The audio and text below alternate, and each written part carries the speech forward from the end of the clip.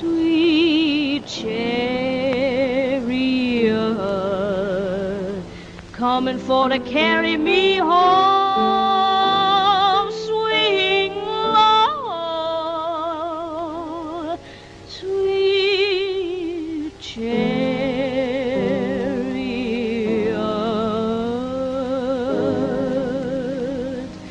coming for to carry me home.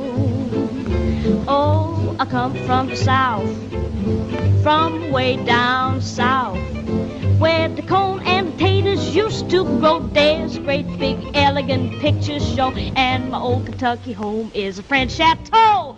Way down south in Dixie, swing low, sweet Chico, I think we got something there. I'll say we have. carry me home. Oh, I come from the south.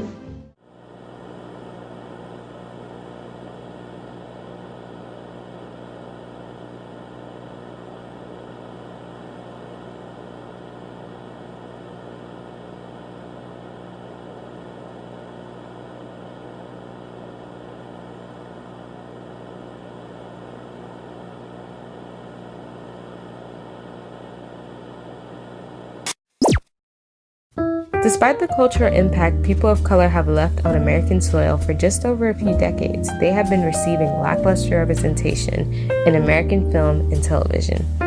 With the erasure of characters in their respective cultures to the stereotypical archetypes of characters, I will be covering a portion of this particular subject today, with my main topics including the mammy and modernized takes of the titular archetype, the spicy Latina, and the harmful stereotypes pushed by the film industry, and finally, the impact these archetypes/stereotypes have taken in the erasure of culture.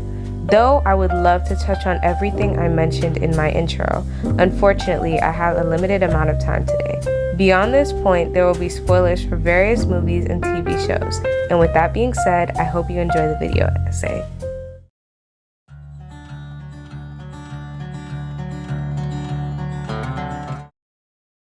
The mammy has always been ingrained in American culture, molded from the African American slave mothers who typically worked in the house, serving as the caretaker for the kin of the household. The caricature portrayed an obese, coarse, maternal figure that had a great love for her white family, but often treated her own family with disdain. Although she had children, sometimes many, she was completely desexualized. She belonged to the white family, though it was rarely stated.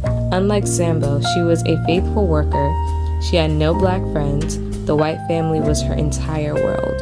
More modern versions of the archetype include Tyler Perry's Madea, the strong black woman who is always a shoulder to cry on. Perry has been called out for including other harmful stereotypes in his work. I'd like to provide a more recent example of how this stereotype has seeped into our mindset. In the 2025 film Sinners, directed by Ryan Coogler, there was a scene towards the beginning of the film that left some viewers confused. Without saying too much for those who haven't watched the film, the character Annie, played by Wumi Mosaku, has her first appearance in the film after the character Smoke, played by Michael B. Jordan, visits a grave near her home. Many viewers were quick to assume that Annie was Smoke and Stack's mother, which is beyond baffling to me.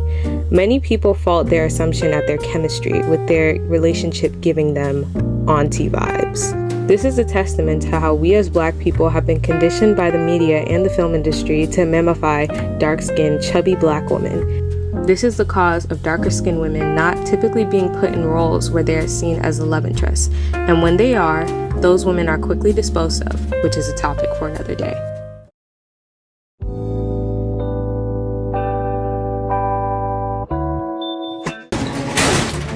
Fucking racist. This is Maddie Perez, the fashion icon, the baddie, the spicy Latina. Latina women in media, particularly American media, are usually portrayed as the sultry temperesses with feisty tempers. The character is very hot-blooded and confrontational, often has a rough background where they have to learn to defend for themselves. Expect the spicy Latina to be a good fighter who can take care of herself.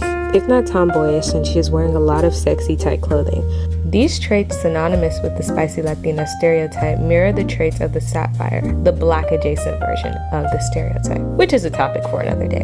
I'm highlighting Maddie specifically because she meets the definition of the spicy Latina verbatim, at least on the surface. Her confidence, style, and attitude makes her stand out, but they also echo a stereotype that has been used to flatten Latina characters into one-dimensional roles for years. But Maddie isn't just a stereotype. She's layered. Behind the makeup and the sharp comebacks, she's trying to figure out how to break out of unhealthy patterns. Her pain is real, and Euphoria lets us see that. She wants love and safety. That's what makes her feel human. However, writers can create ethnic characters with layers without reducing them to a stereotype. It's been done several times already in film and television, ranging from a plethora of genres. There is no excuse.